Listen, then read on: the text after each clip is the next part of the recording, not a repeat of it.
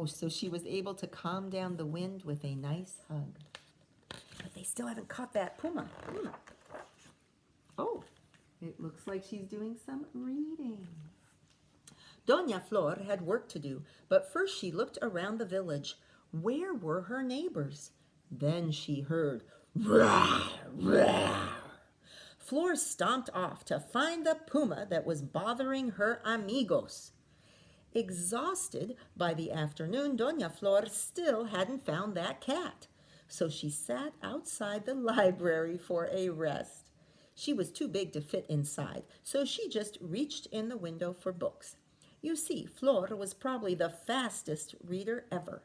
Why, she could read the whole encyclopedia in 5 minutes. She liked to sit in the shade and read stories and poems, nice and slow to the children and animals that climbed all over her soft body. Today she called, and finally the children came, but they were scared. Wow, that puma is really messing things up in the town.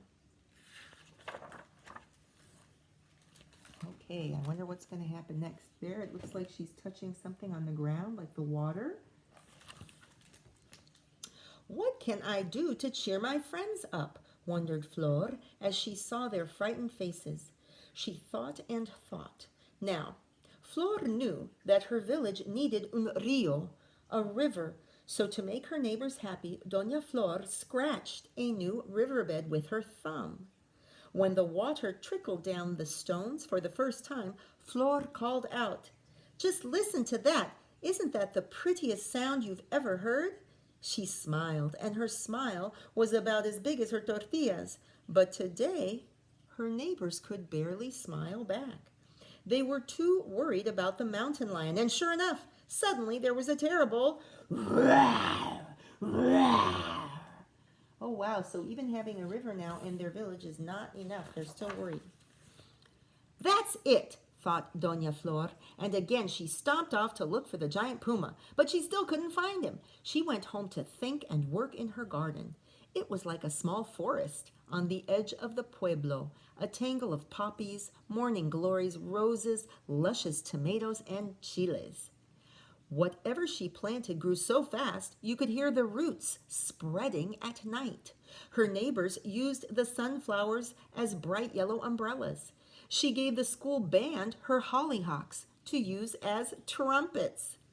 The music smelled like spring.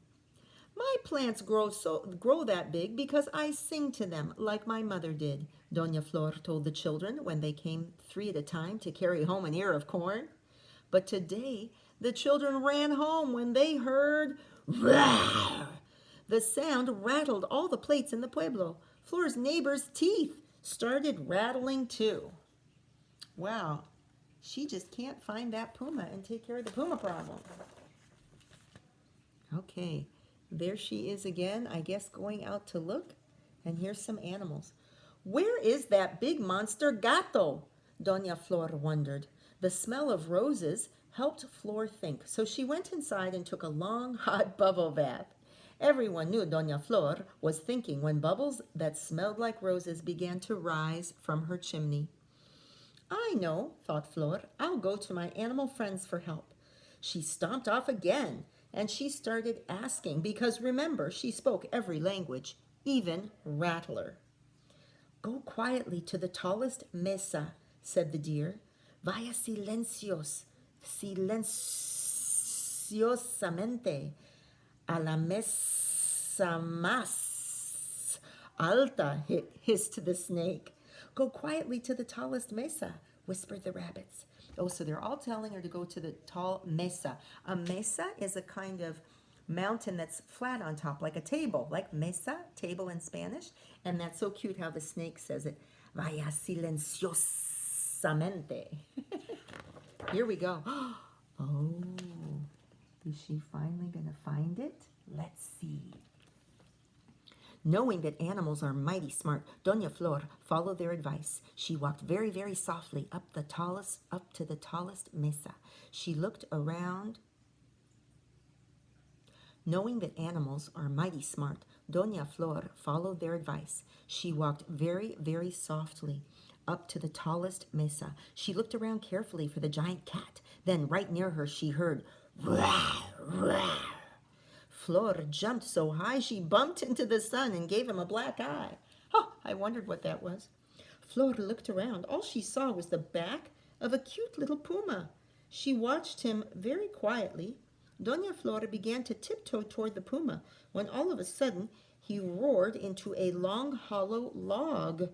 The sound became a huge roar that echoed down into the valley. Oh, the log is making his regular roar sound really loud. Now the little puma thought the loud noise was so funny that he rolled on his back and started laughing and laughing until he saw Dona Flor. "Aha," thought Flor. "Are you the chico who's causing all the trouble?" she asked. The little puma tried to look very fierce. His eyes sizzled with angry sparks. He opened his mouth wide and his teeth glinted. He roared his meanest roar. Roar. He growled, but without the log, the growl wasn't really very fierce. Dona Flor just smiled at that brave cat and said, "Why, you're just a kitten to me, Pumito." And she bent down and scratched that puma behind the ears, and she whispered to him in cat talk until the cat began to purr and purr. Pumito began to lick Flor's face with his wet tongue. Suddenly Flor heard a new noise. "Dona Flor, ¿dónde estás? Where are you?" called her worried neighbors. Even though they were frightened, they had all come, holding hands, looking for her. "Meet my new amigo," said Dona Flor, smiling at her thoughtful neighbors. That evening, Flor plucked a star the way she always did and plunked it on the tallest tree so her friends in the pueblo could find their way home. She plucked una estrella to put above her door, too. Even the stars could hear Dona Flor humming. Oh, and the little puma, the little gatito, is on her shoulder. Flor liked a fresh bed, so she reached up and filled her arms with clouds smelling of flowery breezes. She shaped the clouds into a soft, deep bed and into hills of puffy pillows. Said Flor as she snuggled in the clouds. "Tonight I'm very tired after my adventure with the giant cat. Right, Pumito?" chuckled Dona Flor. All the animals snuggled down with her, and Pumito stretched out over her big toes.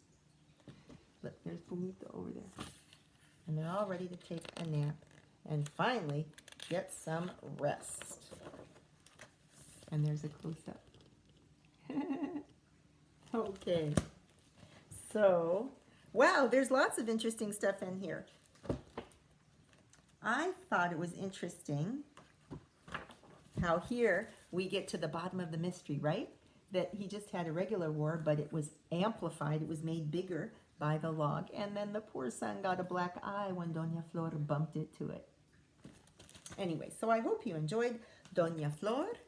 And maybe another day we'll talk a little more about what makes this tall tale similar to or the same as some of the others we've read, but also what makes it different.